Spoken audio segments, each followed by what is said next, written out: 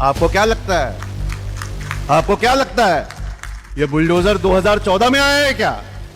1990 से जो हम पढ़ाइयाँ छोड़ रहे हैं ना, और पढ़ाइयाँ छोड़कर ये नोट गिनने के कामों में लग गए, और जो खुश हो गए, बुलडोजर की नींव हमने वहीं रखी। देखिए, मेरे रब का नाम बुलंद हुआ इसलिए कि आप लोग सुकून से वो बात सुन सके जो मैं आपके दिल में उतारना चाहता हूँ। जनाब अब्दुल रहमान इब्ने औफ रजी अल्लाह ताला अन्हा जब मक्का से निकले तो मक्का वालों ने उन्हें घेर लिया और कहा कि ए अब्दुल रहमान, कहाँ जा रहे हो?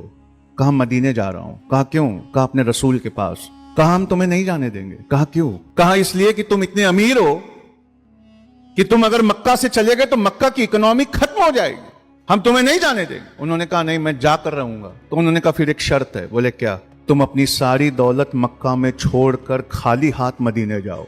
अब्दुल रहमान इब्ने औफ रजी अल्लाह ताला अन्हा ने अपनी सारी दौलत उसी वक्त अल्लाह के रसूल पे कुर्बान कर दी और वो खाली हाथ मदीने की तरफ पहुंचे। नबी पाक ने उनका जोड़ा मदीने के सबसे अमीर सहाबा के साथ बनाया।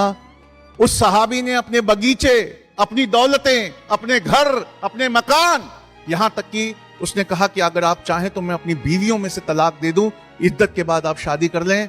अब्दुल रहमान इब्ने औफ बड़े खुददार थे। उन्होंने मुस्कुरा के कहा कि बस मुझे मार्केट का रास्ता दिखा दो, मुझे तुमसे कुछ नहीं चाहिए। ये सिफात हमारी कम्युनिटी में, हमारी कौम में, आप लोगों में देखने को मिलती है। लेकिन एक नाम ऐसा है जो इतिहास के पन्नों में है, जिनकी यहां पर बहुत बड़ा मेमोरियल बनना चाहिए, और उनका नाम बॉम्बे के उमर सुभानी साहब है। ये एल्फाइनस्टोन मिल के मालिक थे। एक दिन गांधी जी के पास आए और कहा कि बापू, आजादी की लड़ाई में सबसे बड़ा चंदा ना मेमन कम्युनिटी देगी, तो मैं चाहता हूं कि मैं आपको सबसे बड़ा चंदा दूं। तो राष्ट्रपिता महात्मा गांधी ने कहा, और इसको आपको पढ़ना चाहिए बिपिन चंद्र की किताब में, और किताबें पढ़ना सीखो। गांधी जी ने कहा कि क्या दोगे? तो उमर सुभानी ने अपनी जेब से एक ब्लैंक चेक निकाल के दिया और कहा कि गांधी जी आप इसमें भर लीजिए, आजादी की लड़ाई के लिए जितना पैसा चाहिए आप भर लीजिए। दुनिया के सबसे पढ़े लिखे लोगों में गांधी जी का भी शुमार था, तो उन्होंने सोचिए क्या भरा होगा। उन्होंने चेक पे लिखा है, उमर, हम लोग चरखे से धागा बनाते हैं, मैं इस चेक में ये भर रहा हूं कि तुम्हारी मिल में आज से सिर्फ एक धागा इस्तेमाल करना, वो वाला जो हमने चरखे पे बनाया है। और कांग्रेस और आजादी की लड़ाई लड़ने वाले चरखे पे जितना धागा बनाए हैं, वो सारा धागा मेमन उमर सुभानी की मिल खरीदेगी, और उससे आने वाले पैसों से आजादी की लड़ाई लड़ी जाएगी। ऐसा ब्लैंक चेक दुनिया में फिर कभी नहीं आया कि आजादी के चरखा काटने वालों के धागे को मेमन कम्युनिटी ने खरीद कर इस देश की आजादी की लड़ाई को सींचा था। और सिर्फ इतना ही नहीं, उस जमाने में उमर सुभानी ने इतना बड़ा चंदा दिया था गांधी जी को कि अंग्रेजों ने उनकी सारी जायदादें छीन ली थी, सब कुछ छीन लिया था। लेकिन छीनने के बावजूद वो अपनी कम्युनिटी के पास लौटे और उन्होंने कहा, चाहे मैं रहूं ना रहूं, लेकिन आजादी का जो ये दिया है, इसका तेल हमारी ही कम्युनिटी से आना चाहिए।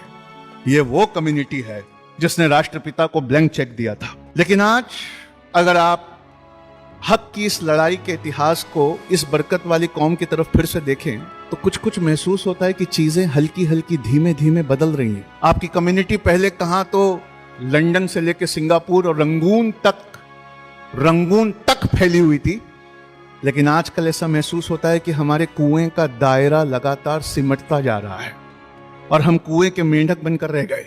दुनिया में हर हक की लड़ाई के लिए दिल खोलकर मदद करने वाली इस कम्युनिटी के पास, जो मेरे सामने बैठी हैं, जिसकी बरकतों के मैंने इतने कसीदे पढ़ दिए, ये क्या रोने वाली बात है कि इसके पास अपनी एक यूनिवर्सिटी नहीं है। आप सोचिए, ये वो हैं जिन्होंने आजादी की लड़ाई का सबसे बड़ा चंदा दिया, आज इनके पास अपनी एक, छोड़िए ना यूनिवर्सिटी, आप बताइए ना, आपके पास एक मेडिकल कॉलेज है अपना, एक मेडिकल कॉलेज। मैं आपको एक बात बताना चाहता हूं कि कभी बाजार की हर तीसरी दुकान में शक्कर की मिठास घोलती ये कौम, बाजार की हर तीसरी दुकान में शक्कर की मिठास घोलती ये कौम, आज ऑनलाइन बिजनेसेस से नदारद है। जमाना बदल रहा है, करवटें ले रहा है, हम अभी भी उन्हीं पुराने मार्केट्स में अपनी दुकान खोले बैठे हैं, जबकि एक पूरी जनरेशन बड़ी हो रही है जो मार्केट जाकर कुछ खरीदना पसंद नहीं करती वो ऑनलाइन खरीदती है। क्या हो गया इस कौम को? क्या ये वो कौम नहीं है मेमनों की जो हालात और जमाने को बदलता हुआ पहले देख लेती थी, इससे पहले कि हवाएं बदलें उससे पहले अपने व्यापार करने का तरीका बदल देती थी। ये वो कौम थी जो अल्लाह के रसूल के प्रिंसिपल्स को मजबूती से पकड़ती, लेकिन जमाने की हर करवट के साथ अपने व्यापार करने के तरीके को एकदम बदल देती। आज ऑनलाइन में आप नहीं हैं, एजुकेशन में आप नहीं हैं, और ये कौम जो हक का चंदा देती आज जानी जाती है महंगी शादियां करने के लिए। ये वो कौम, मैं आपको बताऊं, रोजे महशर शादियों के बड़े खर्चों पे जब हिसाब किताब होगा तो मुझे मेरी तलखी के लिए माफ कर दें, लेकिन मैं जानता हूं कि जब शादियों के बड़े खर्चों के हिसाब होंगे तो शादियों को महंगा करने वालों में आपका नाम भी लिया जाएगा। जबकि अल्लाह के रसूल ने ठीक इसका उल्टा कहा। उन्होंने कहा कि शादियां सस्ती करो, जिनाकारी या फाहिश गंदगी उसे महंगा करो, उसे करने की कीमत चुकाना पड़े, और शादियां सस्ती करो। मैं अभी मुझे लेने कुछ लोग एयरपोर्ट से आए थे, तो अब मुझे माफ करना पड़ेगा आपको। पहले बहुत मीठा मीठा खिलाया है इसलिए कुछ आएगा। पता नहीं क्यों मैं बहुत कम होटल जाता हूं, लेकिन जब भी मैं किसी होटल में गया हूं, अगर मैं एंटर हो रहा हूं तो कोई ना कोई मेमन जमात का खाना खा के बाहर निकलता हुआ मिल जाता है। अच्छी होटलों में बेहतरीन दावत एंजॉय करने वालों में आपका नाम है साहब। आपके मोहल्लों में अगर अमीर बनना है तो अच्छी होटल खोलिए, लाइब्रेरी और कॉलेज नहीं खोलिए। मैं आपको बताऊं, किसी जमाने में मेमन जमात खाना शहर का लंगर हुआ करता था। जिसे भूख लगती वो पूछा करता कि मेमन जमात खाने का रास्ता कहां है, और जब वो वहां पहुंचता तो उसे पेट भर अपनाइयत के साथ बैठाकर खाना खिलाया जाता। आज फिलिस्तीन भूखा है और आपकी शादियों में 400 आइटम चल रहे हैं। आज हमारा ऐसा रवैया है साहब कि हमारे यहाँ के हमारी हक के लिए लड़ने वाले बेगुनाह वो जेलों में हैं, उनके बच्चे बाहर मुफलिसियों में घूम रहे हैं, और हम यहाँ पर भव्य वलीमा कर रहे हैं। आज की मेमन जमात का हाल, इसको सुनकर ना एक अल्लामा इकबाल का शेर याद आता है कि बर्क गिरी गिरा करे, बर्क यानी बिजली, बर्क गिरी गिरा करे, आग लगी लगा करे, जिसका चमन में कुछ नहीं फिक्रे चमन वो क्या करे। इस तरह से मदमस्त लोग हम हो गए हैं।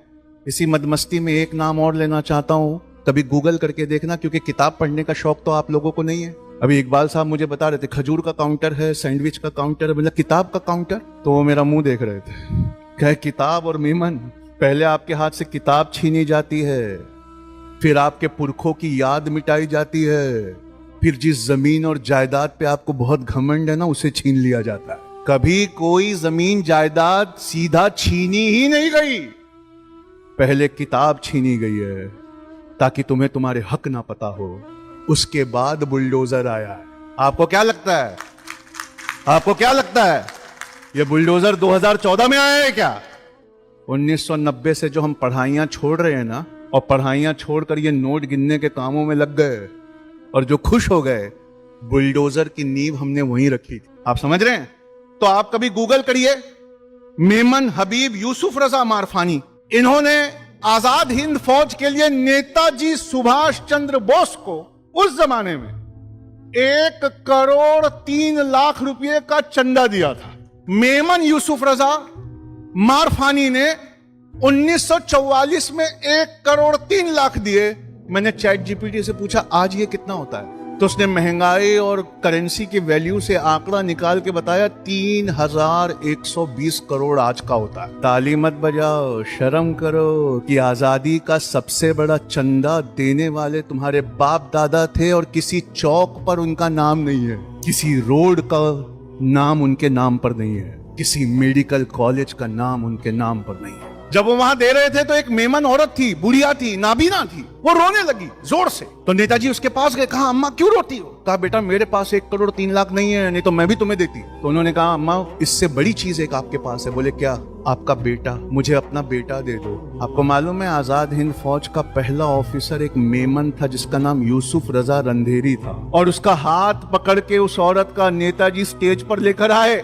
और सुनना मुसलमानों, और शर्म करना, और हो सके तो शर्म के पानी में थोड़ा डूबना। उस नाबीना औरत का हाथ पकड़ के नेताजी स्टेज पर लाए और कहते हैं तुम में से जिसने भारत माता को नहीं देखा इस औरत को देख ले। ये भारत माता का पहला लक़ब मेमन औरत को दिया गया। आप सोचिए कि आपने अपना क्या क्या लुटाकर आप यहां आज बैठे हुए। जब अल्लाह ने 10 में से 9 बरकतें जिस कारोबार में रखी और वो कारोबार करने का शहूर मेमन कौम को दिया, और नबी पाक सल्लल्लाहु अलैहि वसल्लम ने कारोबार की शुरुआत अपनी बीवी खतीजतुल कुबरा रजी अल्लाह ताला अन्हा के साथ की। क्या मैं सच कह रहा हूं या गलत कह रहा हूं? तो फिर एक सवाल है यार मेरा, और बड़ा कड़वा है, और मैं ये सवाल जब लेके दिल्ली से चला तब मेरे दिल ने कहा कि शायद आज के बाद मेमन तुमसे बात ना करे, लेकिन मैं ये सवाल उठाना चाहता हूं और मैं चाहता हूं कि आप मुझसे बात ना करें। खतीजतुल कुबरा रजी अल्लाह ताला अन्हा, इनके साथ अल्लाह के रसूल ने जब व्यापार शुरू किया कि नहीं? क्या मैं गलत सीरत सुना रहा हूं? नहीं। तो फिर हम मेमन जमात के लोग अपनी बच्चियों को क्यों नहीं पढ़ाते? कम उम्र में उनकी शादियां क्यों करते हैं? हम उन्हें पढ़ाते क्यों नहीं? हम कहते हैं बेपर्दगी। एक बात बताऊं, अगर आपकी बच्चियां डॉक्टर नहीं बनेगी ना तो आपको अपनी बीवियों को किसी गैर महरिम के सामने छोड़कर आना पड़ेगा, तब बेपर्दगी नहीं होगी। तब बेपर्दगी नहीं होगी जब आपका बच्चा डिलीवर कराने के लिए गैर महरिम गैर कौम का लोग इंसान होगा। क्यों? क्योंकि आप अपनी बच्चियों को नहीं पढ़ाते।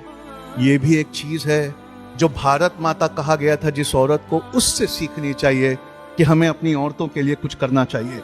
आप मुझे बताइए, क्या इस हॉल में 400 से ज्यादा एनजीओ के नुमाइंदे हैं? जवाब है हाँ। क्या इस हॉल में बैठे लोग मुझे 400 स्कूलें दिखा सकते हैं? 400 स्कूल दिखा सकते हो क्या? छोड़ो 400, 40 स्कूल दिखा सकते हो? 40 स्कूल दिखा सकते हो? बिना इंटरेस्ट वाला 4 बैंक दिखा सकते हो? क्या ये वो कौम नहीं है जिसके कंधे पे ये जिम्मेदारी है? क्या अल्लाह ने बरकतें इस कौम को नहीं दी? छोड़िए, आपने अपने वालिद के आगोश में सीखा था व्यापार करना, ऐसे ही है। आप सबने कारोबार करना कहां शुरू किया था? अपने वालिद के आगोश में। लेकिन आज एंटरप्रेन्योरशिप और नए जमाने के कारोबार के लिए इंक्यूबेशन सेंटर चाहिए होते हैं। मुझे मेमन जमात खाने के कोई 4 इंक्यूबेशन सेंटर आप दिखा सकते हो? नहीं है। क्यों? आपने उस तरफ कभी परवाह ही नहीं की। सूरजमुखी का फूल होता है, वो सूरज की तरफ मुंह करता है। ये मिसाल मेमन जमात के लिए किसी ने दी थी। पहले मिसाल सुनाता हूं फिर नाम बताऊंगा। सूरजमुखी का फूल सूरज की तरफ मुंह करता है, और दिन भर जैसे जैसे सूरज टर्न होता है वैसे वैसे वो फूल टर्न होता है, और सूरज की गर्मी से वो एक रस तैयार करता है, जिस रस को शहद की मक्खियां ले जाकर शहद बनाती हैं। ये मेमन जमात अच्छा व्यापार करके सूरज की तरफ मुंह करके रस तो बना रही हैं, लेकिन जब तक स्कूल नहीं खुलेंगे, यूनिवर्सिटी नहीं खुलेगी, मेडिकल कॉलेजेस नहीं खुलेंगे, इस रस का शहद नहीं बनेगा। और इस बिना शहद के इस जमाने में सरवाइव करना बहुत मुश्किल है। क्या यहाँ कोई है जो हाथ उठा के कह सकता है कि एआई में सेमीकंडक्टर्स बनाने का बिजनेस मेरा है, क्लाउड कंप्यूटिंग का बिजनेस मेरा है, साइबर सिक्योरिटी का बिजनेस मेरा है, रोबोट बनाने का बिजनेस मेरा है, आप मेरे साथ इन्वेस्ट कर सकते हैं? नहीं।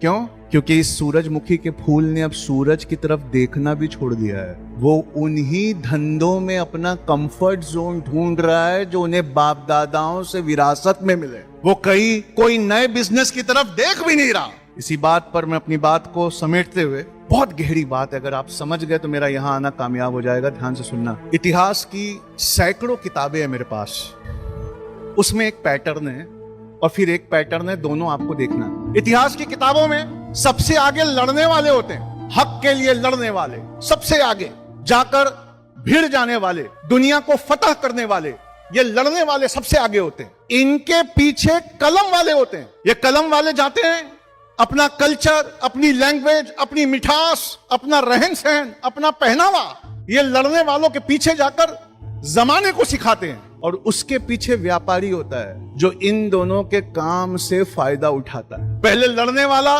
जीतता है, फिर कलम वाला माहौल बनाता है, और सबसे पीछे से फिर व्यापारी आता है और इन दोनों चीजों का फायदा उठाता है। लेकिन व्यापार में हदीस है 10 में से 9 अल्लाह ने बरकतें रखी, वो बरकतें एक कंडीशन के साथ आती है। जो व्यापारी है ना पीछे से, उससे उस लड़ने वाले का और कलम वाले का दोनों का ख्याल रखना पड़ता है। आप में से कितने लोग हैं, कितनी एनजीओ हैं जिन्होंने वकील खड़ा करके बेगुनाहों की जमानत के लिए कुछ जद्दोजहद की है? देखिए, एक है हमारे जावेद जकरिया साहब अकोला से, वो करते हैं अल्हम्दुलिल्लाह। आप में से कितने लोग हैं, आप में से कितने लोग हैं जिन्होंने आने वाले बिजनेसेस पे गौर विचार करके अपनी कम्युनिटी को सिखाने के लिए एक थिंक टैंक बनाने की पहल की है? मुझे लगता है कोई नहीं है। पर मैं एक बात बता दूं, 5,89,000 घर गिराए गए हैं पिछले 2 सालों में। ये 5,89,000 घर जिनके टूटे हैं, और जिनका घर टूटता है वो गरीबी रेखा से नीचे चले जाते हैं।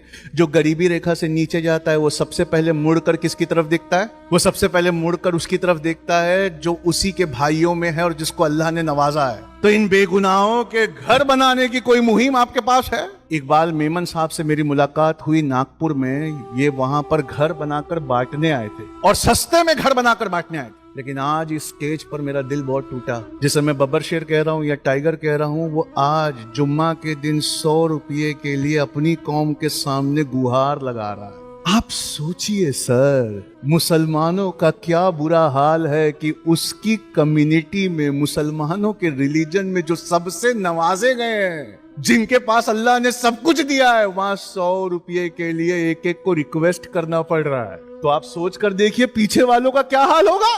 मैं अपनी बात को खत्म करने से पहले 3 मिसालें देता हूं। व्यापारी लोग हो आप, जरूरत से ज्यादा मैं बोल भी गया हूं, इसलिए मुझे रुकना भी चाहिए। लेकिन टाइटैनिक का एक जहाज था, समुद्र में तैर रहा था, सामने एक बर्फ थी, छोटी सी बर्फ थी। उसको लगा ये तो बर्फ है, मैं कुचल दूंगा। पर उसे एक नियम नहीं पता था कि बर्फ ऊपर एक दिखती है, डूबी हुई 9 होती है। तो 10 में से 9 हिस्सा बर्फ का डूबा होता है और सामने जो दिख रहा है वो एक छोटा सा हिस्सा होता है। टाइटैनिक जैसे ही जाके उससे टकराया, टाइटैनिक में इतना बड़ा होल हुआ कि वो टाइटैनिक डूब कर खत्म हुआ, सारे लोग मारे गए। सर, आप टाइटैनिक की कहानी हमें यहाँ क्यों सुना रहे हैं? सुनने लायक है। ए व्यापार करने वाली, तिजारत करने वाली अच्छी कौम, ध्यान से सुनना मेरी अगली मिसाल। एक कोडैक कंपनी थी, कैमरा और रोल बनाती थी। सारी दुनिया में सिर्फ उसी के रोल बिकते थे। सारी दुनिया के सारे साइंटिस्ट उसने हायर किए हुए थे कैमरा और रोल बनाने में। आंख बंद करके अल्हम्दुलिल्लाह अल्हम्दुलिल्लाह कह के वो अपना सामान बेचा करती थी। एक छोटा सा प्लास्टिक का मेमोरी चिप आया जो हमारे फोन में डला है, उसने पूरे के पूरे कोडैक कंपनी को रास्ते पे ला दिया। आज दोबारा कोडैक कंपनी नहीं उठी। कोडैक कंपनी वो टाइटैनिक थी, और वो प्लास्टिक का माइक्रोचिप, माइक्रो SD कार्ड वो नहीं देखे और वो बंद हो गए। उससे बड़ी मिसाल इन व्यापारियों के गैरत को जगाने के लिए नोकिया की है। दुनिया में सारे मोबाइल सिर्फ नोकिया के बिकते थे। नोकिया का मार्केट पे कब्जा था। जब उसके कॉम्पिटिटर कुछ अच्छा काम करते, उसके पास खबर आती, तो वो हंसी उड़ाता, कहता क्या कर रहे हैं वो? सर, वो कैमरा लगा रहे हैं मोबाइल में। अरे मोबाइल कोई कैमरे की चीज है? अरे फोटो खींचने की चीज है मोबाइल? कुछ भी। सर, वो क्या कर रहे हैं? अरे ईमेल डाल रहे हैं। अरे मोबाइल कोई ईमेल देखने की चीज है? अपना मोबाइल सबसे अच्छा है। वो क्या कर रहे हैं? सर, वो टच स्क्रीन लगा रहे हैं। अरे मोबाइल कोई टच स्क्रीन लगाने की चीज है? लोगों को बटन दबाने से प्यार है। ऐसे बोल के हंसी उड़ाता था। आज नोकिया बिक गया। ये मिसाल मैंने क्यों दी है? ये इंसान खबर लाता है हमारे पास, जैन समाज का बेहतरीन मेडिकल कॉलेज आ गया, जगो अपना कब आएगा। अरे मेडिकल कॉलेज कोई बनाने की चीज है? ये इंसान खबर लाता है कि कॉलेज बनाना है, यूनिवर्सिटी बनाना है। अरे यार, मेमन लोग है, बिरयानी में गोश्त डालो, आलू डालो, खाओ नहीं? हाँ, यूनिवर्सिटी और कॉलेज और उससे हमारा क्या लेना देना? नोकिया और कोडैक की तरह खत्म हो जाओगे अगर अपने बच्चों की सोच का दायरा नहीं बढ़ाओगे। और सोच का दायरा घर में और सोच का दायरा गल्ले पर बैठने से नहीं बढ़ता है। उसके लिए स्कूल और यूनिवर्सिटी में जाकर ठोकरे खाना पड़ता है। मैं आपसे आखिरी अपील करके उठ रहा हूँ, मेरी बातें पूरी हो गई। एक तो यार 100 रुपया, मैं बोलते हुए शर्मिंदा हो रहा हूँ कि हर फ्राइडे को 100 रुपया देना है। ठीक है, देना तो पता नहीं आपको क्या क्या चाहिए, देना तो आपको क्या क्या चाहिए। और सुनिए, मेरी बात सुनिए, ये मत सोचिए किसी और के लिए दे रहे हैं। ये जब देंगे ना तब जाके वो बुलडोजर रुकता है। ये देना है अपनी औलादों के लिए, अपनी आने वाली नस्लों के लिए। लेकिन मैं अपनी बात खत्म करने से पहले आप लोगों से एक गुजारिश करना चाहता हूँ कि अगली बार जब मैं मेमन जमात के किसी प्रोग्राम में आऊँ तो कम से कम हमारे पास दिखाने के लिए एक यूनिवर्सिटी हो, एक मेडिकल कॉलेज हो, एक स्कूल हो। अल्लाह के वास्ते जो जनरेशन अभी नहीं पैदा हुई उनके बारे में सोचिए कि आपके बाप दादाओं ने तो आपको अच्छा कारोबार दिया था और इस पैसे को कभी बचा कर देखिएगा। मेमन ने, जमात ने और एक ट्रेंड लाया है, हर साल उम्रा करते हैं हम। उम्रा नहीं पिकनिक हो गई है। शायद फतवा लग जाए मुझ पर इतनी बड़ी बात कहने के लिए, लेकिन मैं कहना चाहता हूँ उम्रा नहीं शायद पिकनिक हो गई है। ऐ लोगों, कुरान की वो आयत भी पढ़ लो जिसमें अल्लाह ने कहा कि ज़कात का पैसा गर्दनें छुड़ाने के लिए है। साल में एक उम्रा किया करो और बाकी उम्रा के पैसे जमा करके किसी बेगुनाह की जमानतें करवाया करो। 2 काबे हैं, 2 काबे हैं। एक मक्का में वो महदूद है, उसमें वो लामहदूद आ नहीं सकता, और एक मोमिन के दिल में है, ये भी लामहदूद है। इस लामहदूद में से वो लामहदूद जा नहीं सकता। उस काबे का तवाफ कर लिए। बहुत से बच्चे हैं जिनका एडमिशन नहीं हो रहा है, बहुत से लोग हैं जिनकी जमानतें नहीं हो रही है, बहुत से लोग हैं जिनका घर तोड़ा जा रहा है, बहुत से लोग हैं जो बीमारी का इलाज नहीं करा सकते तो गरीबी रेखा से नीचे जा रहे हैं। इनके दिलों में जो काबा है उसकी परवाह करो। क्या पता रोजे महशर तुम्हारे जैसा उम्रा किसी ने ना किया हो। बस इसी बात पे अपनी बात सलाम।